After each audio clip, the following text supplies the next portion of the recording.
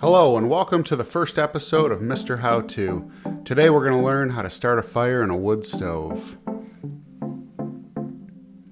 The first thing you're going to want to do is clean out all your old ashes. All of those old ashes, when they accumulate in the bottom of the stove, it's going to create an insulation and the heat is not going to be able to effectively warm up the bottom, so clean all that out. Next thing you're going to want to do is split all your kindling.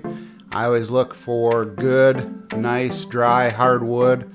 I like birch. All that wood that you see right there that I'm splitting, that's birch. You can buy one of these splitters online on Amazon. I used to just try to cut it on concrete. The splitter is definitely the way to go. You want 1 by 1 or 1 by 1.5 inch pieces like that. The next thing we're going to do, we're going to load the stove up.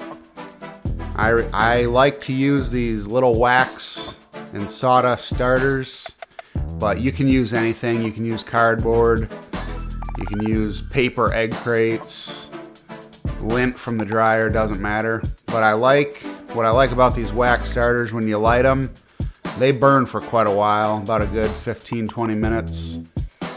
There's been times where I've used cardboard and you gotta pack more cardboard in or try to get it to restart. Next thing you're gonna wanna do is stack the wood in a crisscross pattern, like I'm doing here. The first long pieces, I like them up in the air like that. You want air to be able to effectively breathe all around the fire. Right there, the fire is already lit. You can see that little orange glow.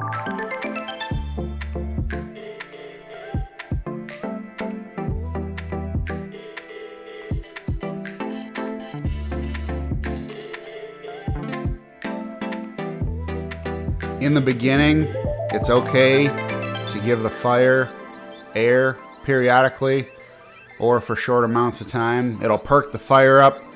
It definitely needs air in the beginning. Don't be afraid to give it air. Now here I've got the door fully closed, but you can crack the door a little bit. Invest in a good thermometer. They're not expensive. I think they're $10. This will tell you. You can see the creosote in the gray, the best zone in the white, the too hot in the red. A good thermostat, or not a good thermostat, a good thermometer will tell you when your stove is in the right temperature.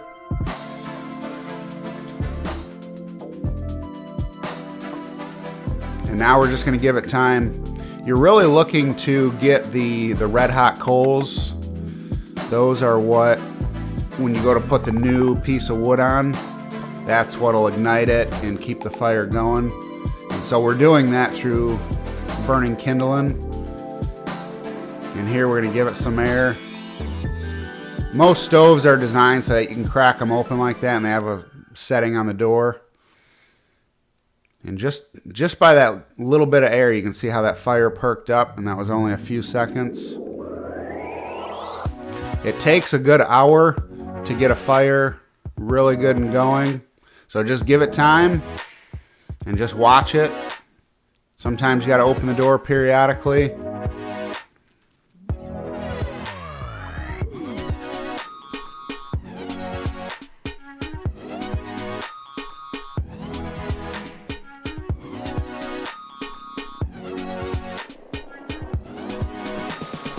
In the beginning, it'll smoke, your exhaust pipe will smoke, or your chimney or whatever.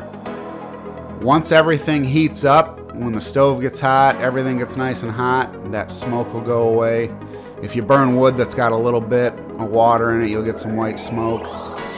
Now here, we can see we're starting to get those nice red hot coals. This is what you're going for. You want those glowing coals. We still need to rise.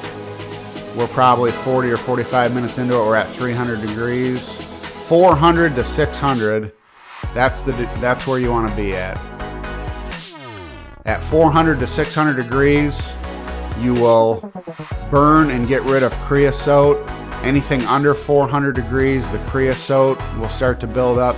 Anything over 600 degrees, you run a risk of stuff getting too hot and possibly burning down your house, so you don't want to do that. There's been a couple times where I have accidentally gotten my stove up to 650, 675 degrees, and it gets hot. I mean, this thing gets hot. So here we can see we've put more wood on the fire. I'm giving it a little air right there. You can see how that fire just magically perks right up.